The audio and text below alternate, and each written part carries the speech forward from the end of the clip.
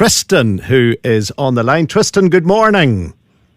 Good morning. Tristan Morrow, a possible future candidate indeed for the NI People's Party.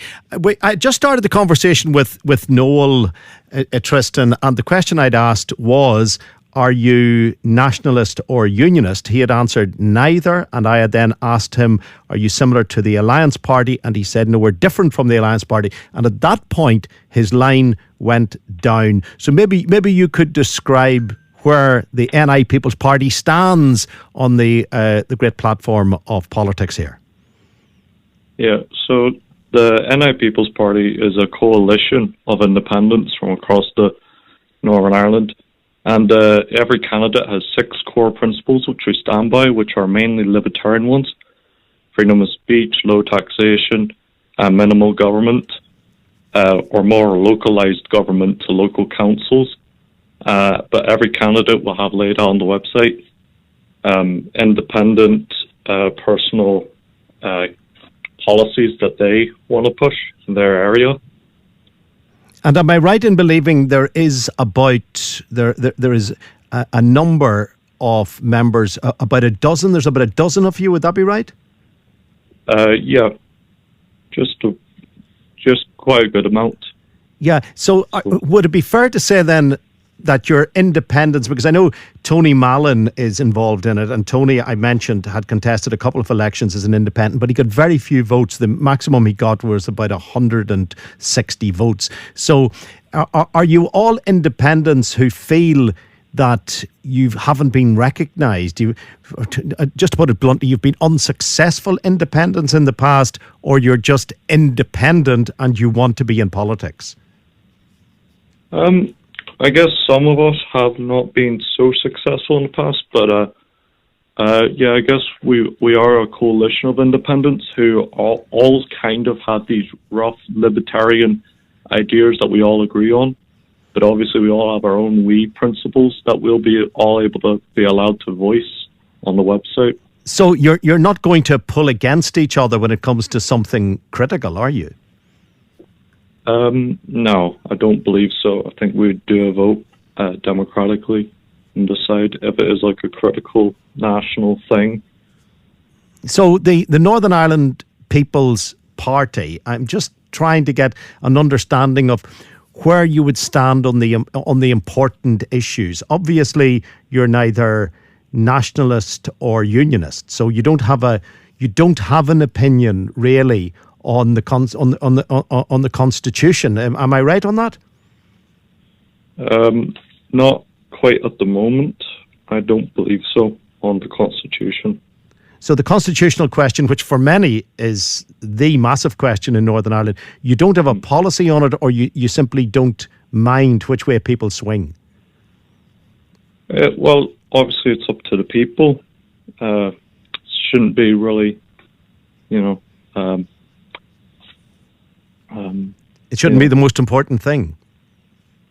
We believe the most important thing is local, what happens on the local level, which is why we are setting up charities and volunteer groups to help out with communities and stuff, because we believe the main important thing is what's happening in the housing estates and in people's everyday life.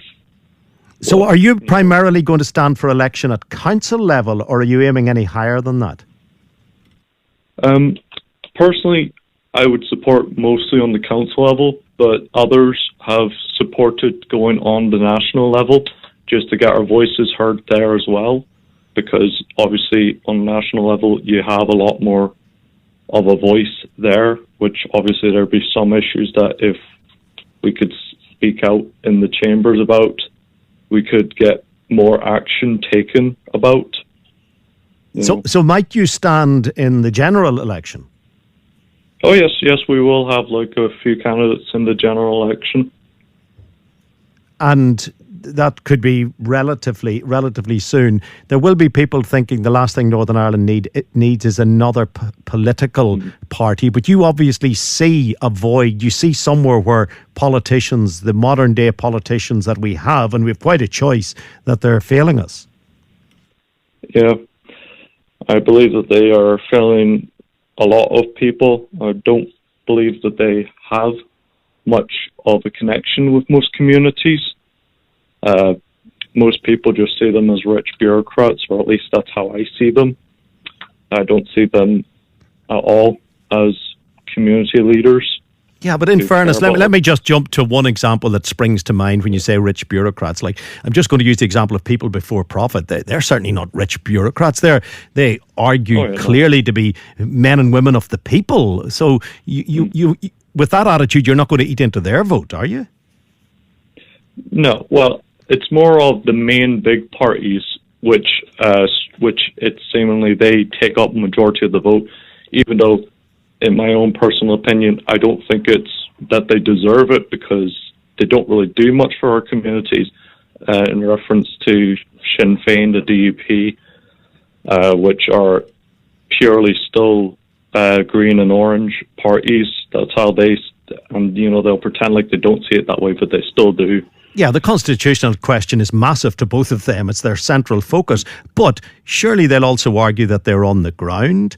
Sinn Féin would very often release pictures of themselves litter picking, for example, with Sinn Féin logos on the backs of their high-vis jackets. They're, just using that as one example of them working on the ground. The Democratic Unionist Party would do similar when it comes to being on the ground at local issues in relation to the local council affairs. They would very quickly be able to itemise examples of where their grassroots workers are, at the lowest level providing a service.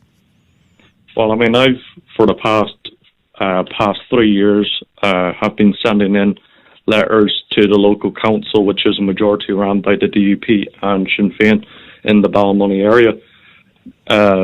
And the only councillor who actually would help out, which is why I don't really speak out against the Alliance Party, was an Alliance councillor. The DUP seemingly don't seem to be interested in solving the actual local issues in Ballymoney, which is why I say the main two big parties, who seemingly don't really do much of anything and mostly stay away from the public, I personally have not seen them do anything on the local level in years. So you're not going to express, or you don't express, an opinion on whether you want to stay in the United Kingdom or to join a United Ireland. And you don't. Well, I asked Noel previously what the difference between his party and the Alliance Party would be, but you've more or less described it as in you're a group of independents. So you're not all in the same boat or the same bed all of the time. You're a group of like-minded people who could have different policies going forward. Every candidate, depending on their local area, will have their own independent policies. We have the 6 core principles, which we all agree on. But obviously... Yeah, just what are they, by the way? You mentioned some of them. Just can you run them off the top of your head? Well, obviously we're for lower taxation because we don't believe taxes like income tax. We don't believe that that's a great incentive to our workers, and we believe that it robs our workforce. We are pro freedom of speech, pro localized support for our local farmers, not the big national companies, and less importing of production foods. We're pro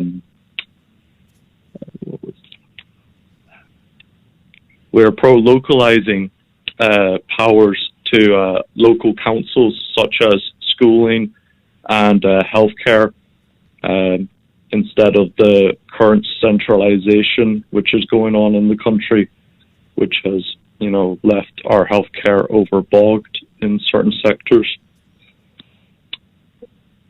And so that's some of the core principles. There are more which we have laid out on our social medias.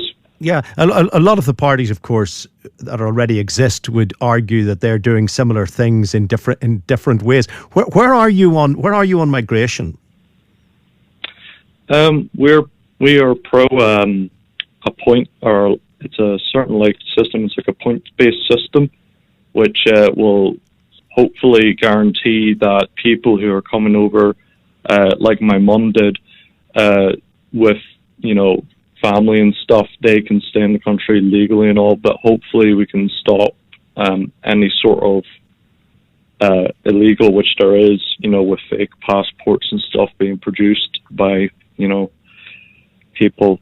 But mind you, that also ties into a needing of improvement on policing, which, Yes, obviously people coming with fake passports, no one wants that. But are you happy for people to be coming from war-torn areas, people to be coming from displaced communities, people who arrive illegally but who have to be looked after once they get here? What would your take be on those people who find themselves in a very unfortunate position?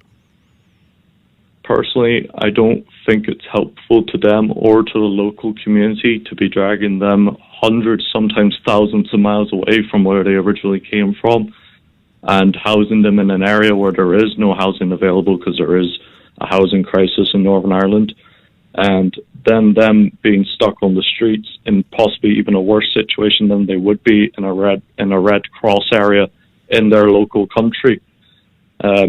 I don't believe that it's sensible to be dragging, families thousands of miles away from their home country instead of just bringing them to the Red Cross, which is really what governments should be doing, is giving more financial aid to the Red Cross so that they can do their job better.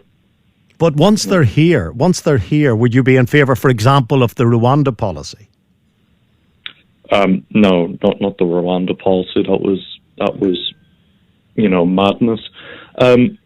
More of we would, put them in local housing until we can get them in contact with, Red Cross or any of the many other international volunteer groups that look after, war displaced people, because that's what they're there for. It's Yeah, it's just one of many policies that people talk about, and you mentioned 5 or 6 others as well. People will be forming an opinion on the Northern Ireland's People's Party and whether or not a collection of independents is the way to go, as opposed to following the whip of any one party that's already existing, for better or for worse, here in Northern Ireland. How will you be financed, Tristan? Well, we currently are setting up, we've got an office on the Lower Shankill, which will be opening up next month. We have gotten financial backing from some organisations, which we've got some things going, but obviously we have a few ways which we laid out. It's not really my department, so I don't quite fully understand it all, but we've got that, and also we'll be opening up a food bank and all 6 doors down in a separate office for the community. But we have got funding. I'm just not 100% sure. That's more Tony's area. Yeah, it'll be interesting to see, of course, if you're able to compete, because funding is going to be important. I'm not sure that the country needs another political party. Maybe they do, maybe they don't, but only time will tell whether or not there's an appetite for what you have to offer. If people do want to find out more, just remind us where they can read more about it. Yes, we've got social medias on Instagram and Twitter and Threads. If you just search up NI People Party or Northern Ireland People's Party, you'll find us there. Tristan, I appreciate your analysis and your description of the party, which at the moment is 12 members. Is it going to grow to be bigger? It's the brainchild of West Belfast man Tony